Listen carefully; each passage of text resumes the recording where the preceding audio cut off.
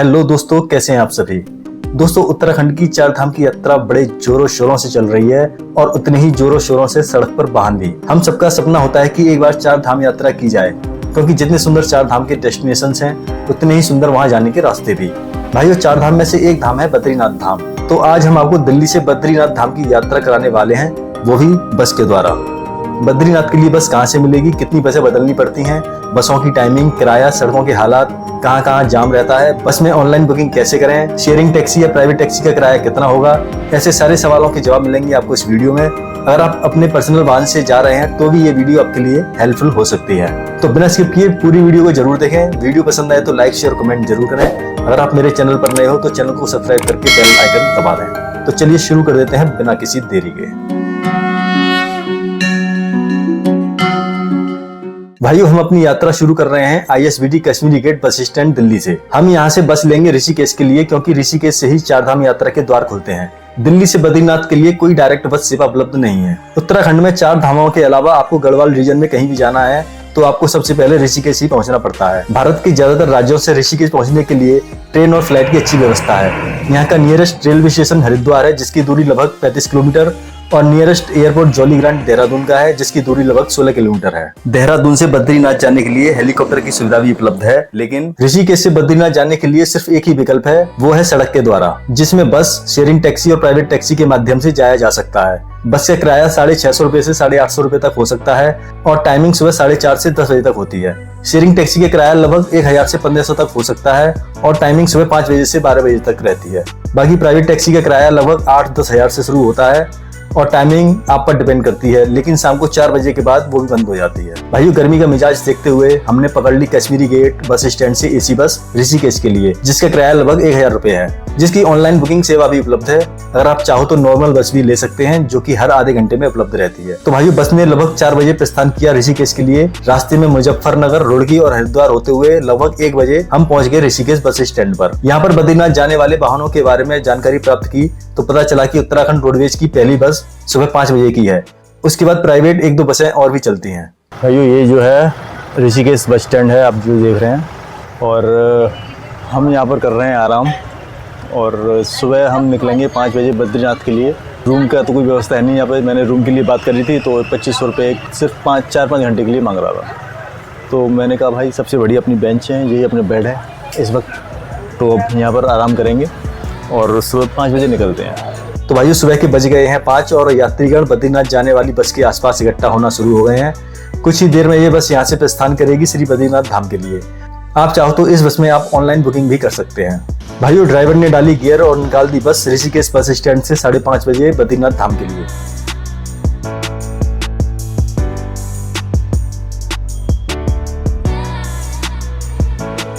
चार धाम की यात्रा पर जाने वाले सुबह 4 बजे से ही सड़कों पर नजर आना शुरू हो जाते हैं। ऋषिकेश से निकलते ही पहले पड़ता है मुनि की रेती। यहाँ पर बंजी जंपिंग, रिवर राफ्टिंग जैसी एडवेंचर एक्टिविटीज की जाती हैं। यहाँ का पूरा कल्चर आधुनिकता से भरा हुआ है। ये पूरी रात की नींद की थकान हमें बार बार झपकी दे रही है, लेकिन पहाड़ियों को निहारने का अनुभव थोड़ा ज्यादा रोमांचक है, तो नींद भी नहीं आ रही है। बस ड्राइवर ने देवप्रयाग से लगभग 10 किलोमीटर पहले ढाबे पर चाय नाश्ता करने के लिए बस रोक दी, तो हमने भी एक चाय पी ली, जिससे थोड़ी थकान और सुस्ती दूर हो गई। अभी जो हम रुके हुए हैं, एक छोटा सा होटल है, ढाबा है, यहाँ पर नाश्ता करने के लिए रुके हुए हैं। नाश्ता करने के बाद फिर चल देंगे। तो मुझे लगता है कि ऋषिकेश से बद्रीनाथ तक कम से कम 14-15 घंटे लगेंगे, क्योंकि 291 या 292 किलोमीटर है, लगभग 300 किलोमीटर ही है। भाइयों, बस ने नाश्ता करने के बाद प्रस्थान किया आगे की तरफ। रास्ते में अलकनंदा नदी का विस्तारण देखते देखते हम पहुंच गए देवप्रयाग। दोस्तों, वास्तव में गंगा नदी यहीं से बनती है, क्योंकि गंगा नदी एक नदी नहीं है बल्कि कई नदियों के मिलन से गंगा नदी का वजूद है। देवप्रयाग में भागीरथी और अलकनंदा नदियों का मिलन है और यहाँ से मैदानी भाग में प्रस्थान करती है। देवप्रयाग से आगे बढ़ने पर अलकनंदा नदी कहीं सकरी और कहीं विशाल रूप से बहती है। रास्ते में कहीं कहीं रेनोवेशन का कार्य भी चल रहा है। अगर हम बात करें यहाँ की सड़क मार्ग की, तो भाइयों, दिल्ली से ऋषिकेश तक नेशनल हाईवे है और ऋषिकेश से अभी तक डबल रोड ही चल रहा है। कोई दिक्कत नहीं हो रही है सड़क मार्ग को लेकर।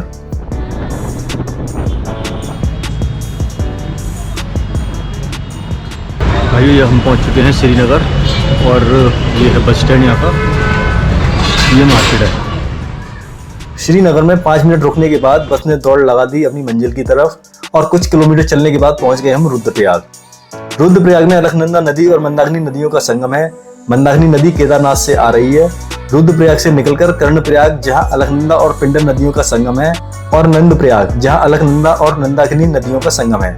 वहां होते हुए हमारी बस ने ब्रेक मारे पीपलकोटी पर लंच करने के लिए, और यहाँ पहुंचते पहुंचते दोपहर के लगभग बज गए 2। यहाँ पर 100 रुपए की थाली खाने के बाद फिर बैठ गए बस में अपनी सीट पर। दोस्तों, मैं उत्तराखंड में बहुत ट्रेवल करता हूँ और चारों मौसम में घुमा हुआ हूँ, लेकिन इस बार जून में यहाँ का टेम्परेचर कुछ ज्यादा ही लग रहा है। अभी यहाँ का टेम्परेचर 45 है और हवाएं भी बहुत गर्म चल रही हैं। पता नहीं क्या होगा इस दुनिया का। लोग गर्मी से बचने के लिए हिमाचल उत्तराखंड जाते हैं, लेकिन यहाँ से बचकर कहाँ जाएंगे, भगवान ही मालिक है। काटो भाई, पहले उधर को काटो तभी तो काटेगा अंदर।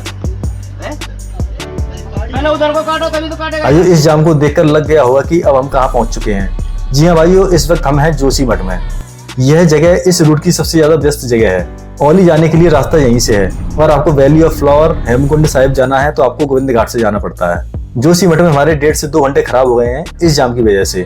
भाइयों, आप फ्राइडे, सैटरडे और संडे को छोड़कर कभी भी इधर का रुक कर सकते हैं, इनमें ज्यादा परेशानी नहीं होगी। अन्यथा समय 2 से 3 घंटे और रुपए भी एक्स्ट्रा लेकर चलने की सलाह दी जाती है। बहुत लंबा जाम निकलने के बाद सांस में सांस आई और हम पहुंच गए गोविंद घाट पर। यहाँ पर बोर्ड लगाया है कि valley of flower 17 kilometre, Hemkund Sahib 19 kilometre और घाघरिया 13 किलोमीटर है। भाइयों, गोविंद घाट पार करने के बाद टेम्परेचर में थोड़ी कमी आई है, क्योंकि हाइट बढ़ चुकी है और यहाँ से बद्रीनाथ लगभग 20 से 25 किलोमीटर दूर बताया जा रहा है। यहाँ कटीले पहाड़ बहुत ही सुंदर और रोमांचक दिखाई पड़ रहे हैं, और रास्ते भी काफी डेंजरस हैं।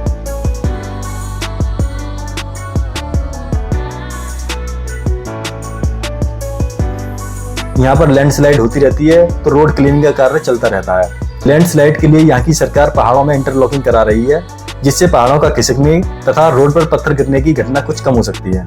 भाइयों, बद्रीनाथ तक डबल रोड है, कहीं कहीं सिंगल रोड है, और कहीं कहीं रोड कंस्ट्रक्शन का कार्य भी चलता हुआ देख सकते हैं। कुल मिलाकर रोड के हालात बहुत अच्छे हैं। मुझे तो अभी तक कोई सड़क को लेकर परेशानी नहीं दिखाई दी। और एक बात और, आप सभी से अनुरोध करना चाहता हूं कि आप अपने वाहन से कोई कचरा, खाली बोतल, रैपर ना तो सड़क पर फेंकें और ना पहाड़ों पर छोड़ कर आएं, क्योंकि ऐसा करके हम प्रकृति को अपने सभ्य और अच्छे नागरिक होने का परिचय दे सकते हैं। अब जो मेरे पीछे देख रहे हैं, ये है बद्रीनाथ धाम का बस स्टैंड, और अभी हम पहुँचे यहाँ पर। अभी जो टाइम हो रहा है वो हो रहा है 6:15, और हम जो ऋषिकेश से चले थे हम सुबह के 5 बजे, 5:30 बजे, तो लगभग 12-13 घंटे लग गए हमें यहाँ पर आते हुए। और यहाँ पर टेम्परेचर थोड़ा कम है, यहाँ पर वो 8 या 10 के बीच में टेम्परेचर। बाकी अभी रूम लेंगे यहाँ पर, कैसे है रूम की क्या व्यवस्था है देखते हैं, और रूम के बाद फिर करेंगे आराम। फिर कल सुबह से हम स्टार्ट करेंगे अपनी जर्नी यहाँ की बद्रीनाथ धाम की पूरी वीडियो आपके समक्ष जल्दी लाएंगे, जिसमें बद्रीनाथ धाम में कहाँ ठहरें, कहाँ घूमें, कैसे घूमें, दर्शन की पूर्ण जानकारी, भोग प्रसाद में क्या जरूरी है, ऐसी सारी जानकारी मिलेगी आपको नेक्स्ट वीडियो में। तब तक के लिए जय श्री राम।